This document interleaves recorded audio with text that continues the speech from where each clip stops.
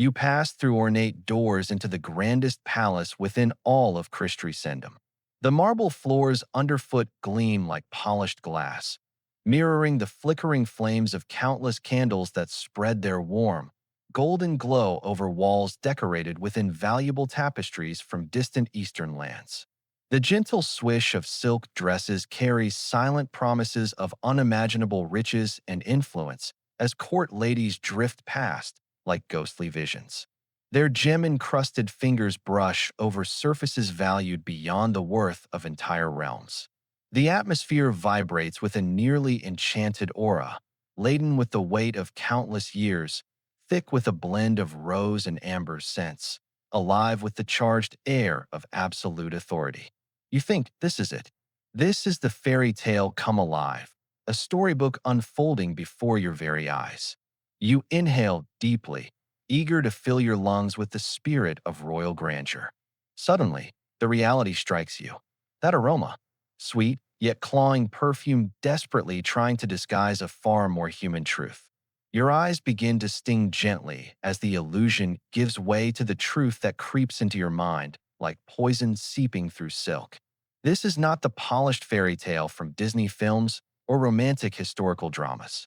This is the genuine realm of medieval and Renaissance royalty, where beneath those jeweled crowns and lavish garments lay hygiene customs that would make a modern individual recoil and gag. The woman advancing toward you, wrapped in layers of golden brocade with sleeves heavy with pearls as large as robin's eggs, could very well represent this harsh reality. Imagine ruling an empire that stretches across continents without having bathed properly for many months. The nobleman bowing with impeccable courtly elegance not only influences the destiny of nations, but commands armies capable of demolishing entire cities. Yet his unclean body carries enough lice to infest a small village. The lady in waiting turns her gaze away so modestly, almost holding her breath to avoid the queen's breath, which is said to knock down a horse from a distance of 20 paces. This is the authentic royal court where power was limitless but cleanliness was optional, where divine right meant never apologizing for body odor, and where the saying cleanliness is next to godliness was not only false, but dangerously heretical. You have entered a realm where the most powerful women on earth existed amid personal filth that would shock even the worst modern shelters for the homeless, where beauty rituals literally harmed those considered exquisite, and where the quest for royal grace transformed people into moving testaments of pain and deprivation beyond imagination. Before we delve into these forgotten accounts of endurance and anguish, if you find uncovering hidden historical truths fascinating, please click the like button and subscribe for more stories like this. Also, share in the comments where you are watching from. It amazes me how these ancient tales connect us from all corners of the world, different corners of the globe, united across eras and distances by our collective fascination with history. One example is the monthly bathing ritual. Imagine the year 1580. You serve in the court of Queen Elizabeth I. Morning light touches Greenwich Palace as you receive the most dreaded task in all England, preparing the Queen's monthly bath. Yes, it was monthly. The mightiest woman in the known world, with wealth enough to buy entire nations, scarcely bathed more than once each month. Physicians of the time considered even that an extreme practice. 20 attendants carry bucket after bucket, filled with water drawn from the kitchens where fires have burned since midnight. The wooden tub, resembling a medieval instrument of torture, is lined with the finest linen to stop splinters from piercing royal skin. But this is where the real nightmare begins. Elizabeth applied layers of Venetian sushi, a lead-containing skin whitener, every day without washing off the old layers. Helping the queen undress, the scale of this obsession becomes apparent. Her face is a mosaic of cracked and peeling white paint, built up in thick layers. It is like geological strata made of vanity mingled with poison. As she steps into the bath, the water instantly clouds as months of cosmetic residue, sweat, and dirt wash away. The lead-based makeup flakes off in large sheets, much like peeling paint on ancient walls. The odor coming from the tub is beyond words. A metallic trace of lead, combined with vinegar-based beauty products layered over the remnants of months-old sweat and grime, rises, creating a stench so powerful it could overwhelm any grown man. You must remain standing, serving your queen as your stomach twists and your eyes water, witnessing dead skin flake off in gray patches mixed with white lead remnants and brown marks from accumulated dirt. Elizabeth I, like almost all aristocrats and royals across Europe, relied on Venetian ceruse, a blend of vinegar, water, and white lead. Yet the true horror lay not in its thickness, but in its relentless buildup. Every morning, new poison was smeared on top of old poison, creating a progressively thickening layer of toxicity. Marie Antoinette transformed her monthly bathing routine into elaborate spectacles. The French queen would bathe fully dressed in a linen gown, encircled by attendants and nobles, sometimes enjoying breakfast while seated in the tub. Imagine the Queen of France immersed in her own filth as nobles engaged in polite chatter and she lightly bit into pastries. The psychological toll was immense. These women led armies while their skin itched continuously, not from simple uncleanliness, but from agonizing sensations caused by toxins clogging their pores. Elizabeth's scalp was a torment of oils, dead skin, and residues from hair treatments. The lead caused hair loss, forcing her to wear intricate wigs that only worsened her condition. Most touching was how these queens preserved their grace while steeped in filth. They conducted court affairs despite the urge to scratch and made crucial decisions on life and death under unbearable discomfort. Enduring continuous physical suffering, these individuals presented themselves as sacred emissaries while gradually poisoning their own bodies in the quest for unattainable beauty ideals. Firstly, consider the terrifying reality behind the lead-based face paint. Step into Elizabeth I's private chambers, and the true horror is revealed. Her face, painted as white as snow, was not merely makeup. It functioned as a living death mask, applied anew each morning on top of the layers from the previous day, the day before, and many weeks prior. The Queen's morning ritual was essentially a slow form of self-destruction. Upon waking, traces of lead paint from the day before would remain cracked and peeling like dried earth. Attendants brought a fresh blend consisting of vinegar, water, and white lead, yet they did not remove older layers beforehand. Cleansing with water was thought to be harmful. Instead, they topped old paint with a new toxic layer, building an increasingly thick mask. Elizabeth I, like almost all nobles and royals across Europe, relied on Venetian ceruse, a blend of vinegar, water, and white lead.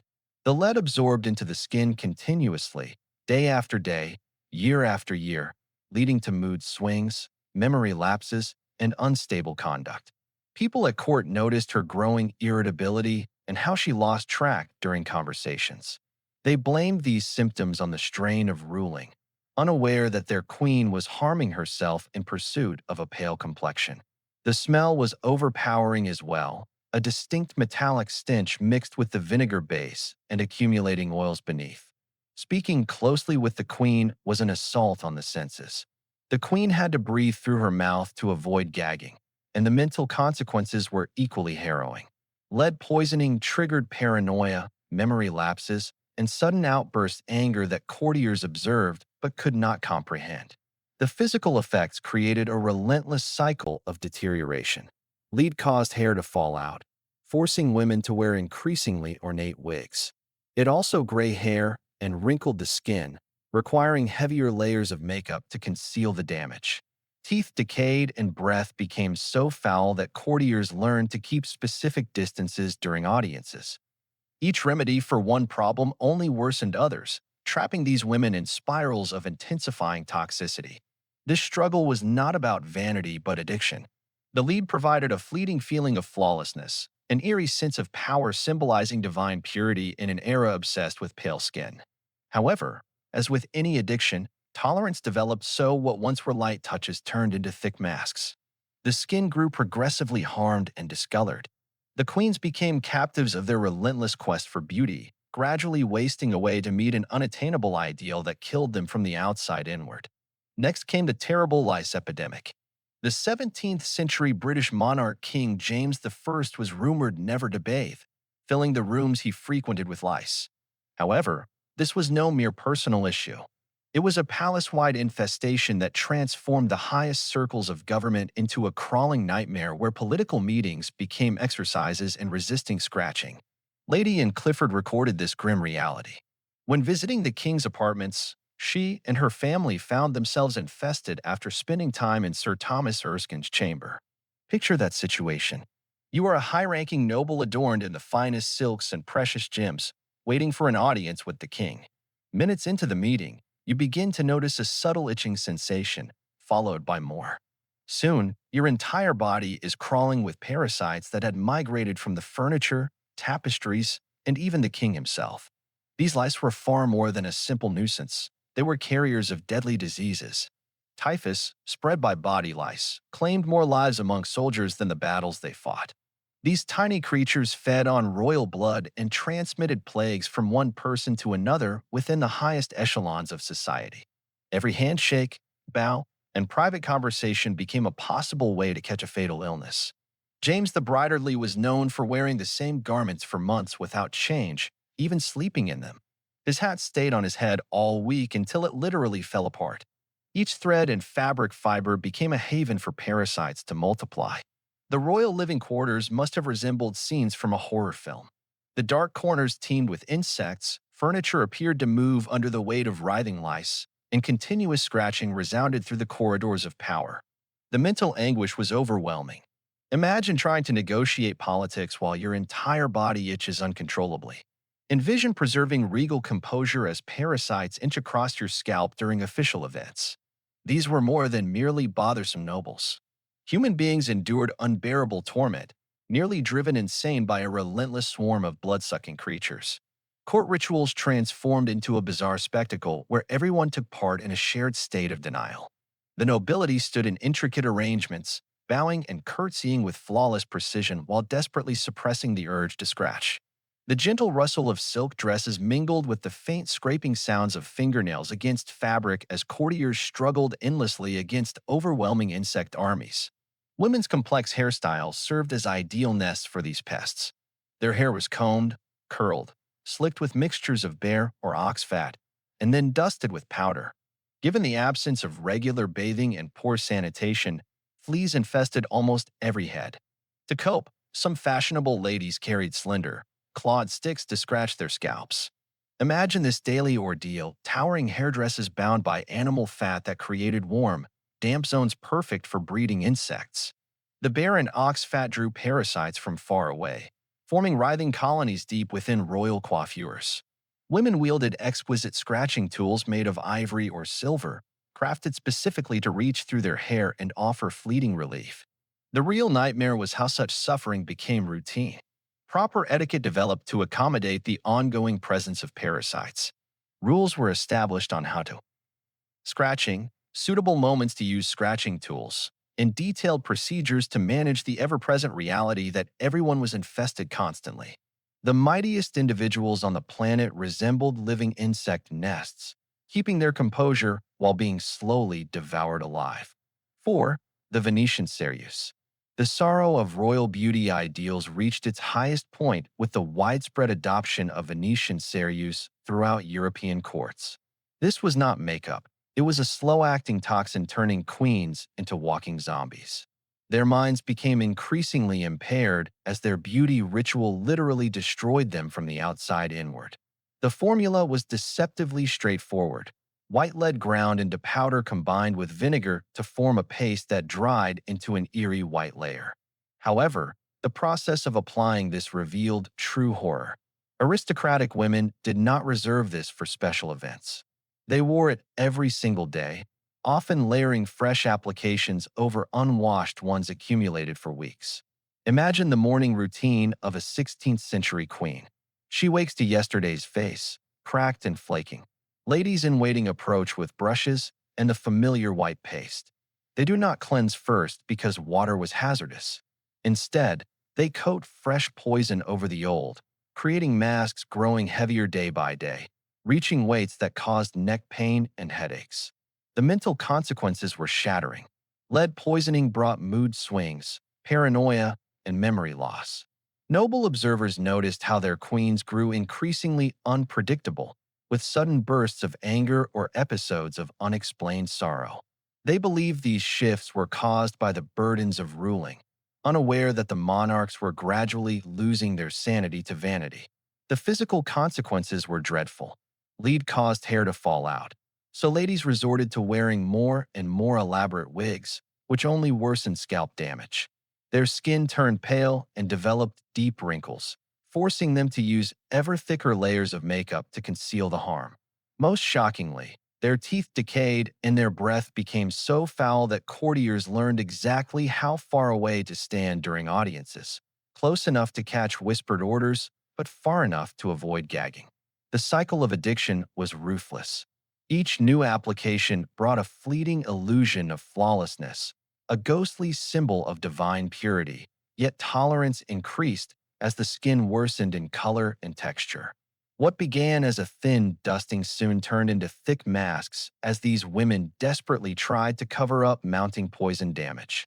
They became captives of their own quest for beauty, slowly dying to meet unattainable ideals. Court doctors were aware of the risks, but could not challenge fashion's demands. Medical writings from that era warned against cosmetics containing lead, detailing symptoms we now understand as heavy metal poisoning. Still, vanity outweighed survival. Queens preferred to perish looking beautiful rather than live naturally. The last stages were truly ghastly.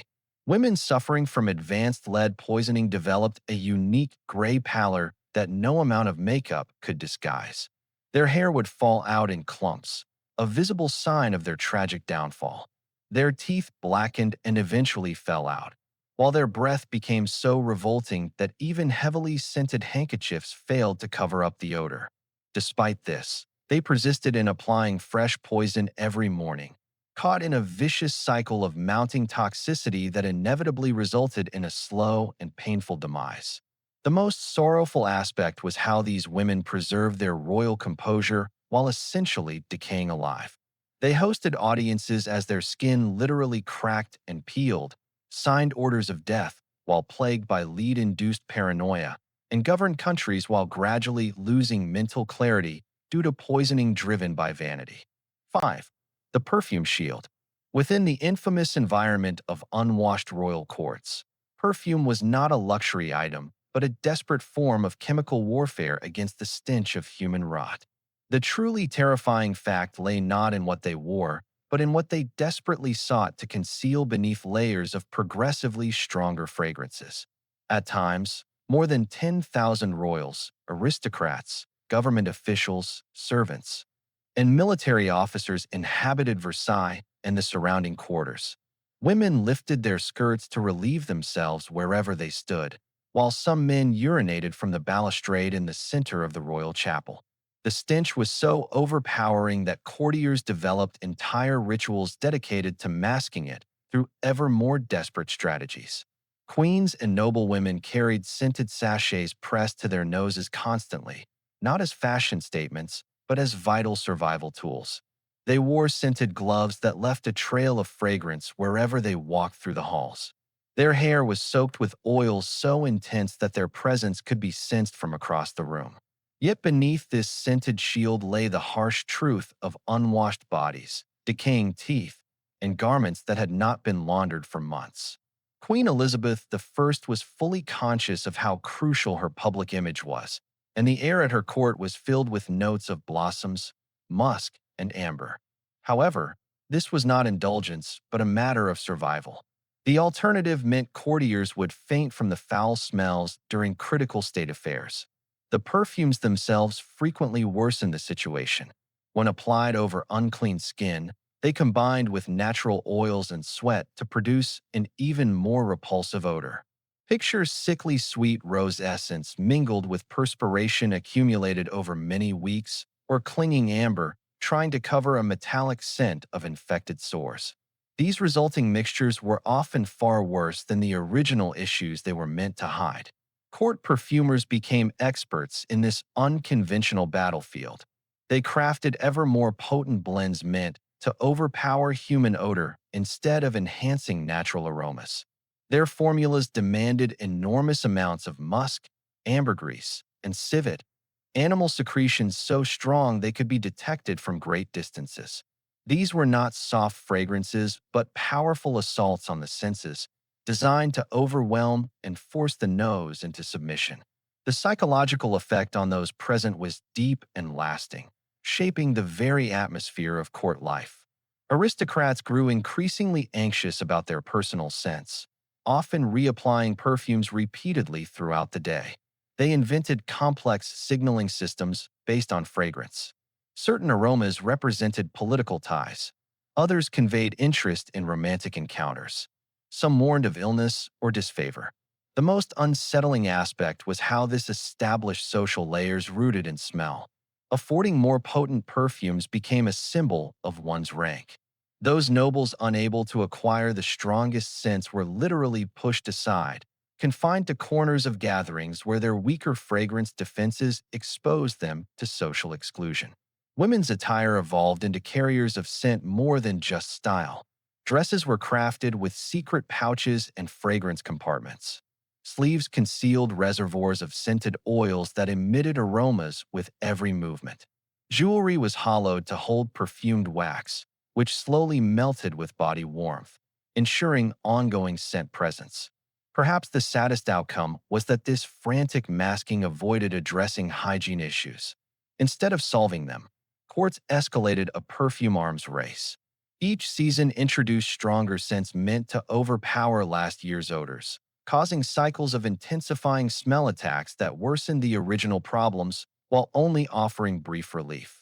The overall impact was suffocating. The palace air turned dense, heavy with layered perfumes and rising tensions. An almost suffocating blend of competing scents combined with a faint odor of human decay was commonly noted by visitors. They often experienced headaches, queasiness, and breathing difficulties after being exposed to these dense perfume atmospheres. However, courtiers preferred enduring these unpleasant effects rather than facing the unfiltered truth of royal cleanliness. Now, consider the role of the toilet attendant. Here is a fact that will shock you and challenge your views on authority, honor, and human humiliation. In medieval England, the individual responsible for attending to the king's personal hygiene held a position of great respect, possessing influence that high-ranking officials and military leaders could only dream about. If fortune truly smiled upon you, and I say this with heavy irony, the monarch might appoint you as the groom of the king's closed stool, a title given to the person who carried the king's portable toilet and cleaned him afterward. But this task went far beyond merely cleaning up after bathroom needs at court. It represented the most personal, humiliating, and politically significant office in the realm. The groom of the closed stool had to physically support the king, cleanse his unwashed rear with coarse cloth or bare hands, and attend to his most private bodily functions while upholding the formality and dignity demanded by royal court protocols. Essentially, these attendants became living toilet paper for men who thought they were divinely chosen. Imagine the daily reality of such a role, requiring a bizarre mixture of servitude, loyalty, and discretion in a court where power and appearance were everything. Consider the reality of this role during the rule of a monarch who seldom bathed, whose daily diet involved enormous amounts of meat that would decay inside his body, and whose health was plagued by numerous infections, open sores, and illnesses that would shock a modern physician. Each morning, you awaken knowing that within hours you will be kneeling behind the most powerful man in England, tasked with cleaning waste from parts of his body that have not seen soap in months. Inhaling air thick with the foul odor of royal excrement mixed with festering wounds and unwashed skin. The groom of the stool held the king's trust, often gaining insights into many secrets of the court. This role, though involving filthy duties, eventually evolved into one of significant influence, with its holder participating in the highest levels of decision-making. There was no shame attached to these tasks. In fact, the opposite was true. These men became among the most politically influential figures in the realm precisely because they had access to the king in his most private and vulnerable moments. Imagine the unique psychological makeup required for such a position. You must handle the literal waste of an unwashed sovereign who might not have bathed in months, whose garments had remained unchanged for weeks, whose body was covered in infections and open sores. The stench alone would have been unbearable, a mixture of fecal matter, infected wounds, unclean flesh, spoiled clothing, and various perfumes used in vain to disguise the overall putrid environment. However, one must keep perfect calm, respond only when addressed, give advice when requested, and never show any hint of disgust or repulsion. Yet, this is where things become deeply unsettling. These attendants formed sincere emotional connections with the monarchs they served. They were the first to know when the sovereign was unwell, keenly observed his physical frailties, monitored his bodily functions with exacting detail, and leveraged this intimate insight for political leverage. They became the human repositories of royal secrets, bearing witness to the most humiliating realities of absolute power. The king frequently conducted official affairs while seated on his close stool, making decisions affecting countless lives as his attendant knelt silently behind, ready with cleaning cloths. Treaties were ratified, wars declared, and executions ordered in chambers permeated by the sin of royal waste. The most critical discussions in English history happened while one man cleansed another's neglected rear. Imagine the complex power relationships involved. During these vulnerable moments, the king, despite his supreme authority, depended entirely on his groom. The attendant literally held the king's physical ease and dignity in his care. This intimate familiarity with royal bodily functions evolved into a type of political capital, used to sway policy, access confidential information, and forge connections with influential members of the court. The interaction between power and vulnerability was striking, revealing a hidden layer of monarchy where control and dependence intertwined. This position was frequently inherited from father to son, forming dynasties of royal toilet attendants who amassed wealth, property, and political power over several generations. These families were privy to the most intimate details of English royalty, not only political intrigues but also physical conditions. They were aware of which monarchs suffered from chronic diarrhea and which endured hemorrhoids that bled continuously. Some kings even screamed in agony during bowel movements because of untreated medical issues. The most unsettling aspect of this system was how it normalized the total loss of human dignity in service to authority. Young men eagerly vied for the privilege of managing royal waste as it was seen as the highest achievement in court life. Parents fervently wished for their sons to be selected for this esteemed duty. Society was so warped that dealing with another person's excrement became a symbol of honor rather than shame. The attendants developed expert skills tailored to their responsibilities, employing different cloths for various tasks and learning to anticipate the king's bodily habits. They understood which foods triggered specific digestive troubles. Out of necessity, they became medical specialists, often the earliest to detect signs of illness or infection. Their insights could impact the royal diet, the timing of significant meetings based on digestive cycles, and even decisions about succession if the monarch's health declined. This unique blend of servitude, knowledge, and influence turned the role into an indispensable part of royal life. The psychological burden on these men must have been immense, yet it rarely appears in historical narratives. They devoted their lives to handling the most degrading elements of human life, all while expected to uphold dignity, secrecy, and unwavering loyalty. They were more familiar with their king's bodies than even his wives or doctors, but were forbidden from ever revealing what they witnessed. Their political influence was enormous despite occupying the lowest and most humbling position, kneeling amidst human waste as the destiny of entire nations was being shaped unobserved above them. Now we come to the Spanish Inquisition's stance on soap, a chapter marked by terror and fanaticism. The tale of Queen Isabella of Castile exemplifies one of the darkest psychological episodes in royal hygiene history. Filth was embraced cruelly as a warped expression of religious faith, devastating civilizations and transforming cleanliness into a crime punishable by immolation. In Spain, Christian teachings portrayed bathing as a sinful act that inevitably led to indecent exposure. It was deemed indulgent and impious. This attitude was not merely individual belief, but became formal government policy, branding good hygiene as heresy and soap as satanic. Although modern scholarship has largely discredited myths that Isabella bathed only twice in her life, the genuine brutal repression of sanitary practices remains a chilling example of a calculated campaign against fundamental human well-being. Imagine the psychological framework behind this nightmare. You find yourself in 15th century Spain, where the kingdom's most influential woman has declared that cleansing your body is an act of defiance against God Himself. The Church, supported by royal power, asserts that clean skin signals moral decay, and that washing away dirt somehow strips away divine favor too. Clerics preach sermons claiming that enduring filth draws you closer to Christ's suffering on the cross.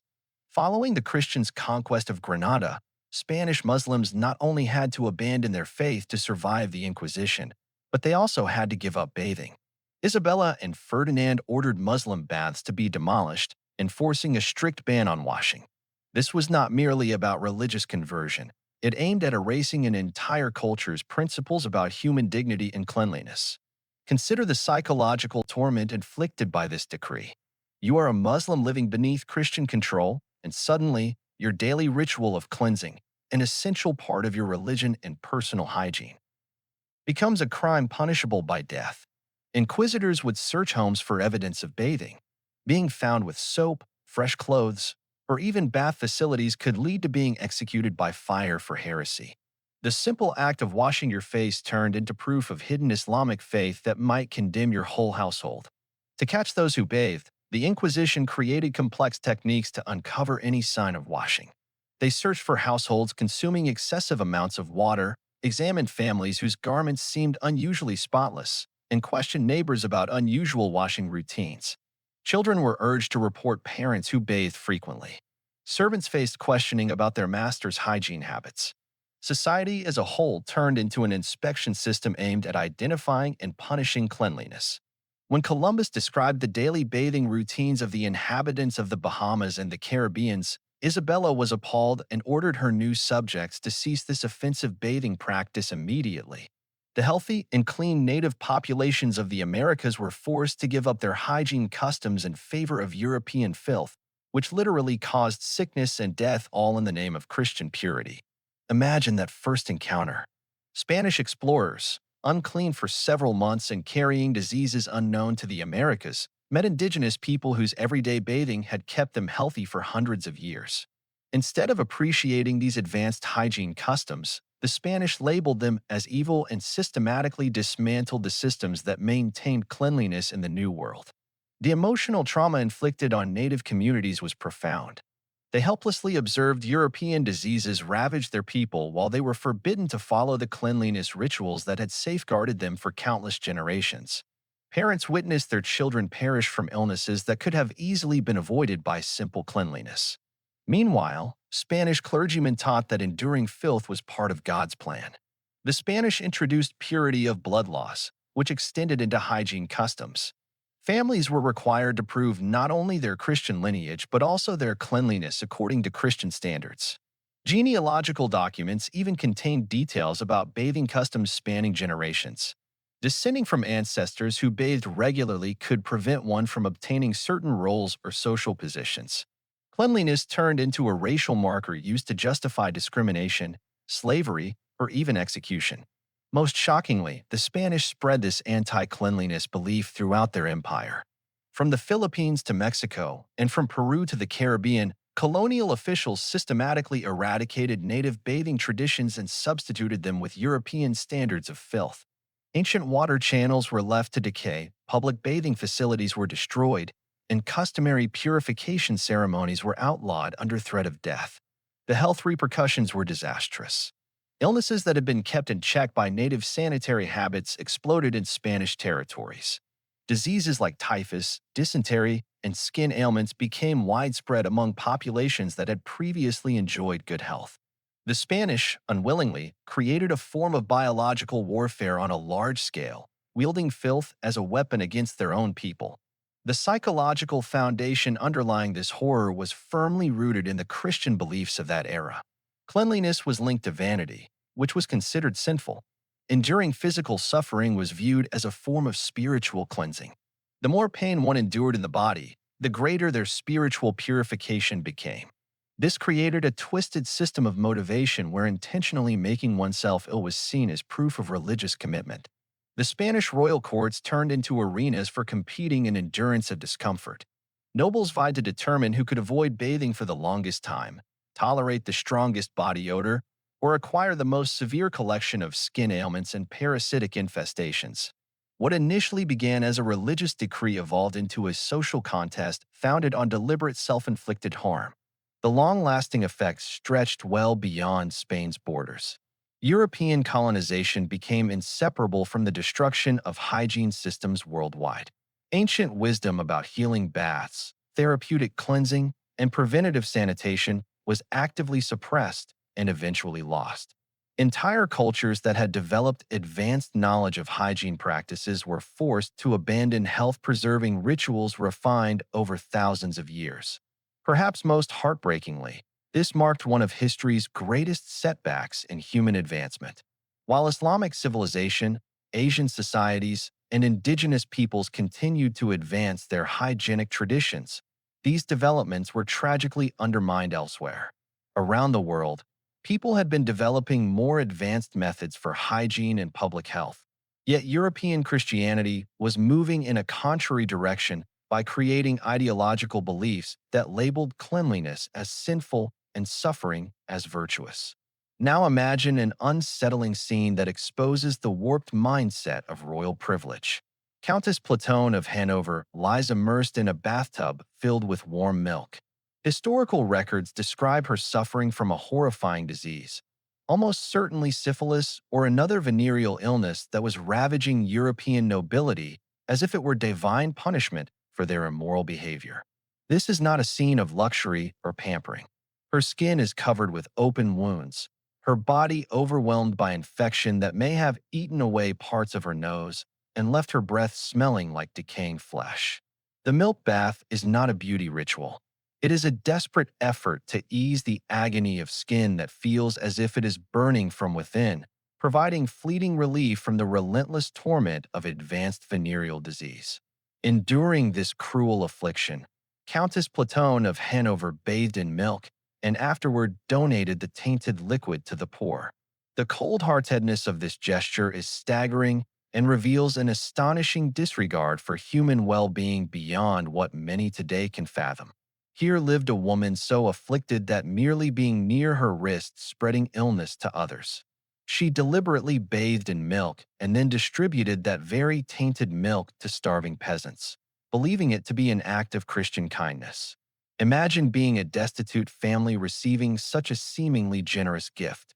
You are famished, your children weakened from lack of nutrition, cold weather is closing in, and food supplies are limited. Then comes a servant from the aristocratic household carrying what seems like a blessing from above, fresh milk that could decide the survival of your loved ones. You accept it with gratitude, perhaps even offering prayers of thanks for the Countess Elizabeth's supposed generosity. What you do not realize is that this milk is contaminated with the bodily fluids of a woman succumbing to a venereal disease. You cannot detect the invisible pathogens now swimming in the liquid you are about to give your children. You do not understand this gift is actually a means of transmitting infection from the palace into the poorest parts of the city. The Countess Elizabeth's kindness is, in reality, a disguised death sentence. It is likely that the Countess believed she was fulfilling a Christian obligation. Her mind, clouded by the mental effects of late-stage syphilis, convinced her she was sharing her plenty with those in want. The fact that her abundance was literally polluted with her own infected fluids did not factor into the moral thinking of her era. She had more than enough for herself. The impoverished had far less than they needed. Consequently, sharing was seen as a moral duty regardless of the potential outcomes. This highlights the deep psychological gap between the aristocracy and ordinary people that defined royal courts. The Countess existed in a realm where her comfort and ease were everything, where her bodily needs overshadowed the lives of countless poor families. The idea that her bathing routines might endanger innocent lives simply failed to register as ethically significant. Since they were poor, their lives were deemed far less important than her temporary escape from illness. Yet this was not a mere case of personal cruelty.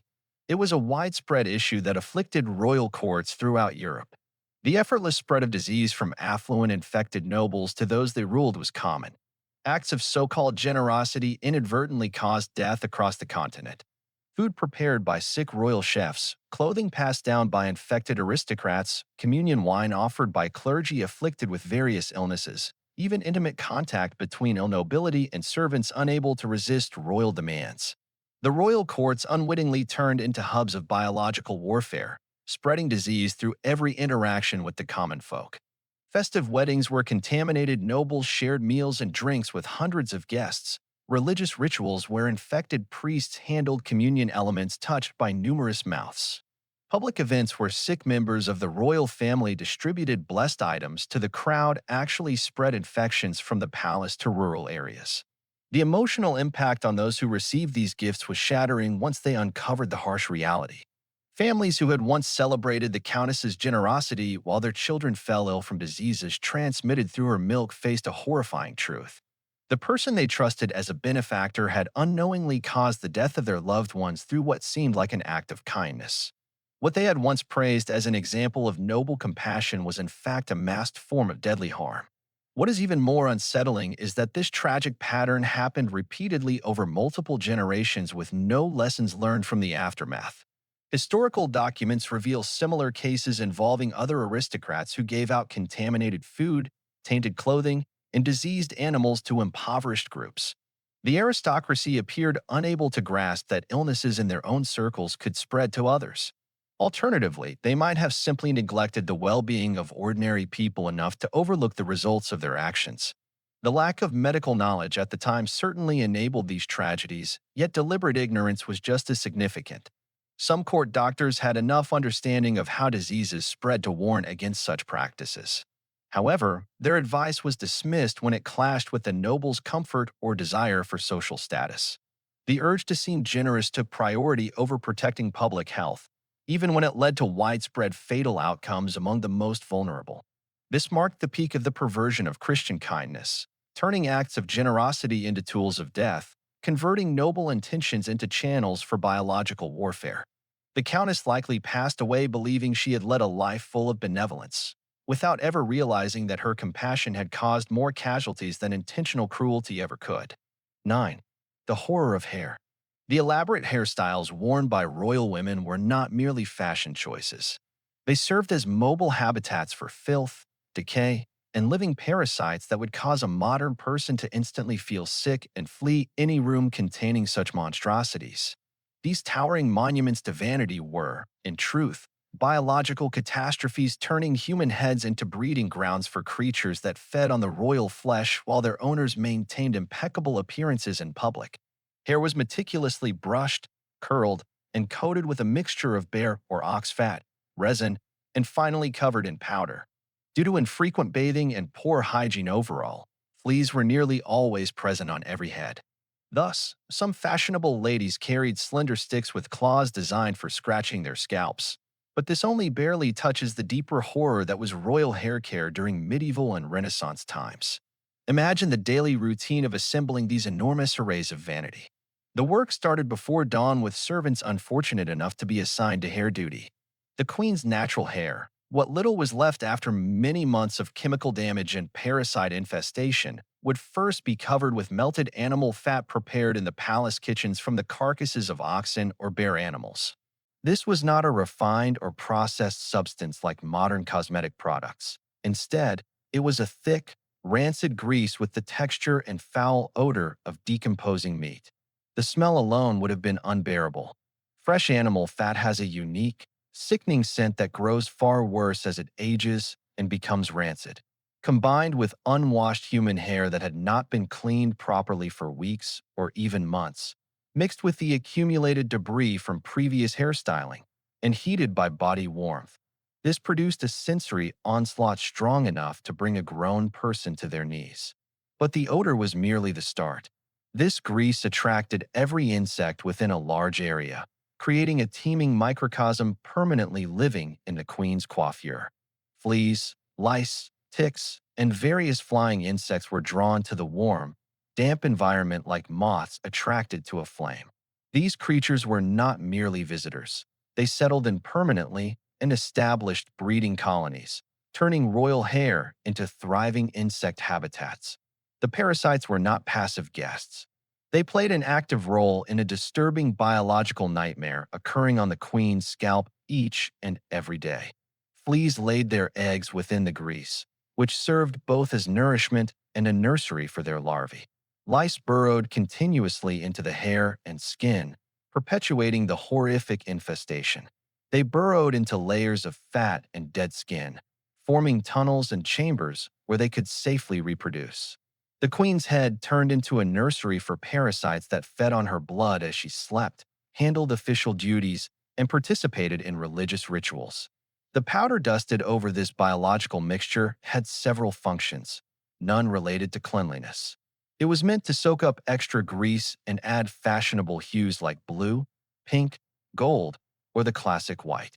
However, it soon blended with animal fat, insect excrement, and dirt to form a pastel-like crust that solidified into a filthy helmet impossible to remove without literally cutting it off from the scalp. Women often kept their intricately styled hair for weeks because creating such looks demanded intense effort and high costs. Meanwhile, the living ecosystem on their scalps grew continuously. Layers of dead insects accumulated, serving as food for scavenger bugs that consumed decaying matter. The queen's hairstyle became a complex food web with predators, prey, and decomposers coexisting in a confined space. The mental toll might have surpassed the physical revulsion. These women needed to stay perfectly composed while their scalps teemed with crawling pests that never stopped moving, eating, reproducing, and dying. They carried special tools for scratching. These sticks were essentially long picks made from ivory or silver, adorned with jewels that matched their gowns. Women could subtly insert them into their intricate hairstyles to offer momentary comfort from the relentless itching and crawling sensations. Imagine trying to lead a diplomatic discussion while parasites continuously gnawed at your scalp. Picture the challenge of upholding royal composure during sacred ceremonies while insects crept across your forehead and down your neck. These ladies had to smile politely, nod their heads, and speak with clarity, all while battling the overwhelming desire to tear apart their complex hairstyles and scratch until they bled. The hairstyles themselves demanded between 6 and 8 hours to create and were often kept intact for 2 to 3 weeks. Throughout this period, the hair beneath would become tangled and matted, forming an ideal environment for insects and bacteria to thrive. Some women ended up with permanent bald spots caused by both the weight of the hairstyle and continuous insect activity, which utterly ruined their natural hair. Others experienced long-lasting scalp infections that led to open sores, attracting even more pests. The stench coming from these elaborate hairdos became so unbearable that courtiers developed complex rules about where to stand during audiences. Everyone understood the importance of positioning themselves upwind of the queen whenever possible, breathing through their mouths during close conversations, and carrying scented handkerchiefs to mask the odor. People could subtly bring their hands close to their noses when the unbearable stench overwhelmed them. Yet, perhaps the most unsettling aspect was how this nightmare became accepted and even admired as the pinnacle of elegance and refinement. The more intricate your hairstyle was, the more insects it could hold, the stronger its odor, the higher your rank in society. Women vied to build the tallest, most intricate, parasite-laden hair creations. What should have been seen as a health emergency turned into a contest for having the most revolting head of hair in the realm. Creating these hairstyles demanded teams of servants who endangered their own well-being to satisfy royal vanity. Hairdressers worked in shifts since extended exposure to the smell and insect activity could lead to nausea, breathing difficulties, and parasitic infestations. They invented special tools to handle living insects, methods to avoid the worst areas of vermin, and plans to finish their tasks as swiftly as possible to reduce exposure. Most heartbreakingly, these women were often fully aware of the harm they inflicted on themselves but felt helpless to resist because the social pressure was overwhelming. Court documents contain intimate letters where noble women revealed their disgust with their own grooming routines, described endless itching and discomfort, and wished for simpler, cleaner ways to maintain their beauty.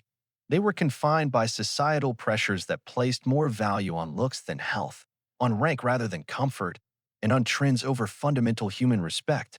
The Versailles disaster reveals the darkest tale of royal cleanliness.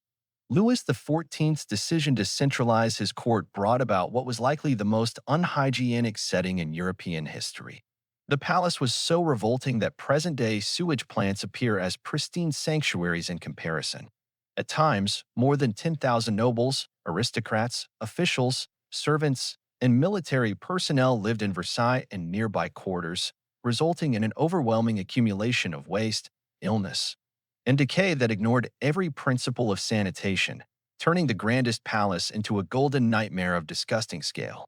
Despite its renowned splendor, life at Versailles for everyone, from royalty to staff, was no more sanitary than the impoverished districts in many European towns at that time. Women lifted their skirts to relieve themselves wherever they stood, and some men expelled urine over the balustrade in the center of the royal chapel. This was not an occasional necessity, but the usual accepted practice for bodily functions in a palace housing more individuals than many cities yet lacking proper toilet facilities. Imagine strolling through the world's most iconic palace at the peak of its magnificence, surrounded by walls of gleaming gold. Glowing softly in candlelight, priceless masterpieces decorated every surface, and mirrors multiplied endless reflections of opulence and authority. Yet your feet squelched through puddles of urine soaking into imported rugs worth enormous sums. The incessant sound of dripping liquid resounded through hallways as courtiers emptied themselves wherever they happened to be standing. The stench of human waste blended with costly fragrances to create an olfactory horror that burned your nostrils and brought tears to your eyes. According to historian Tony Sporforth, Elizabeth was once struck by human waste tossed out of a window while walking through an interior courtyard. Picture that moment. The Queen of France, adorned in silks and jewels more valuable than entire regions, strolling through her own palace when human excrement quite literally falls from above onto her intricate gown. This was not an unusual incident. It was an ordinary day at Versailles, where casting waste out the windows was the norm because there was no other disposal method. The infrastructure simply could not cope with the sheer volume produced by the Sun King's pride. Louis XIV had relocated his entire court to Versailles permanently, packing more people into one place than the palace was ever meant to hold. The frequently used latrines often leaked into the rooms beneath them, while blockages and deterioration plagued the palace's plumbing. Iron and lead pipes were recognized for occasionally contaminating everything in Marie Antoinette's kitchen. Imagine being the Queen of France and having sewage seep into areas where your meals were prepared. Envision trying to keep royal poise while human waste literally dripped from the ceiling onto your dining table during official banquets. The mental strain of living in such a setting yet pretending this represented the pinnacle of culture and elegance must have been unbearable for all involved. Not even the chambers of the royal children offered sanctuary, according to Spore's account. The future rulers of France were brought up in surroundings that were essentially an ornate cesspool, where filth was as commonplace as fine silk and precious gems. These children destined to govern vast empires learned to walk carefully to avoid pools of human waste scattered through the palace corridors. They engaged in play while inhaling air heavy with the foul odor produced by thousands of human bodies. The overall stench filling the palace would have been beyond description. With 10,000 individuals generating waste daily, coupled with rudimentary sewage systems prone to blockage or overflow, the atmosphere would have been saturated with the smell of human excrement, unwashed skin, decaying food, infected sores, and the perfumes worn to conceal the dreadful reality. Taking each breath demanded immense strength of mind and constant psychological readiness. Yet the horror of this situation went far beyond mere physical unease. This was a profound ordeal impacting every aspect of life. This place was meant to be the heart of civilization, the highest expression of human progress, and the earthly symbol of divine harmony. Envoys arrived from all corners of the globe eager to witness the elegance and refinement of France. However, they quickly found themselves trudging through human filth while attempting to hold diplomatic talks with individuals who had not bathed for months and whose breath was so foul it could render them unconscious. The courtiers developed intricate survival strategies that demonstrate just how deeply their minds adapted to this nightmare. They learned to recognize the safest parts of the palace where waste buildup was minimal. Secret signals were created to alert one another to fresh deposits of excrement. They perfected ways to cross hallways while avoiding stepping into human waste, tactics to position themselves at ceremonies to escape the worst odors, and breathing methods that reduced inhalation of the toxic atmosphere. Court manners transformed to suit life in a human cesspool. Proper procedures existed for relieving oneself during royal audiences. Designated areas were accepted for urination and religious events, and complex rules managed conflicts between waste disposal and court rituals. The most advanced social structure in European history adjusted to survive in appalling conditions that would have shocked medieval peasants. Even the ornate dresses worn by women turned into mobile waste management systems. The numerous layers of skirts and petticoats served partly to conceal the fact that ladies relieved themselves where they stood. The thick fabrics absorbed the waste and spread it away from the immediate vicinity, distributing it throughout the palace as women went about their daily activities. Fashion unintentionally became a system for distributing sewage, spreading biological pollutants wherever the court ladies walked. The most unsettling aspect was how children born and raised in this environment came to accept it as ordinary. Young aristocrats who lived their entire lives at Versailles formed mental frameworks that made living amid human waste seem normal. They simply did not realize that better conditions existed because they had never encountered them. When these nobles finally left Versailles for other places, many experienced a profound shock upon discovering basic sanitation. The health consequences were devastating and foreseeable. Diseases transmitted through fecal contamination became widespread at the court. Dysentery, typhoid, and cholera swept through in waves that claimed the lives of both nobles and servants. Instead of solving the sanitation issues, court doctors blamed these illnesses on foul air, moral failing, or divine retribution for various misdeeds.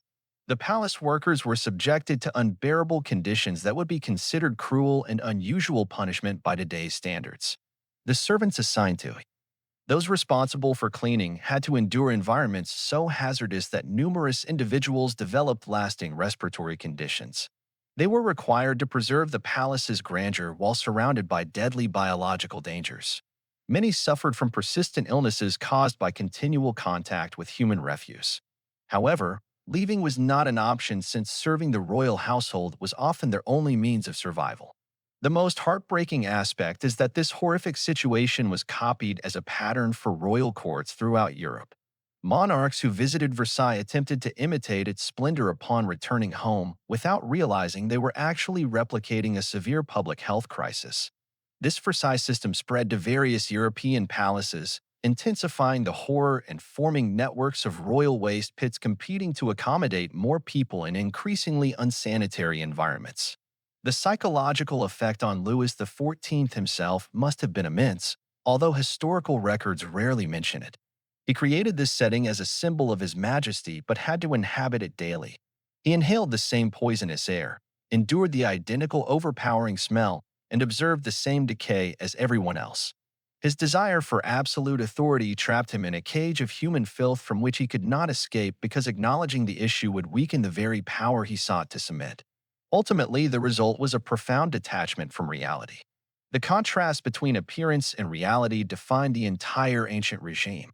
Versailles seemed stunning in artworks and written accounts, but the actual daily existence was a biological nightmare that gradually unhinged its residents. They struggled with the contradiction between the image they were meant to embody and the harsh truths they endured. This gap between the royal myth and the real life of the monarchy played a crucial role in the psychological undercurrents leading to the French Revolution when ordinary citizens realized their supposedly exalted rulers were truly living like beasts confined in a gilded prison born of their own filth. Reflecting on these disturbing insights into royal existence reveals one unavoidable fact. The story of pristine, immaculate royalty is purely a fantasy crafted by those who never faced such hardship. These tales were not about unclean individuals dressed in elegant garments. They were accounts of people trapped inside biological horrors of their own design where pride, custom, and societal expectations combined to produce living conditions that modern viewers would classify as torture. The queens and noble women we have met were not fiends, but rather sufferers of a system that placed image above well-being, ritual above ease, and rank above essential human respect. They endured constant physical agony that would break the minds of people today. Nevertheless, they kept their dignity, governed empires, and influenced history even while suffering from infestations and gradually harming themselves with their own beauty rituals. When you finish watching this video and go back to your polished contemporary existence, keep these overlooked queens in your thoughts. Remember that beneath the majestic crowns and grand ceremonies, they were simply human beings. Individuals caught by the circumstances of birth and enduring lives filled with unimaginable hardship, striving to preserve their humanity while their own bodies betrayed them day after day, year after year, until finally death freed them from their ornate prisons of decay.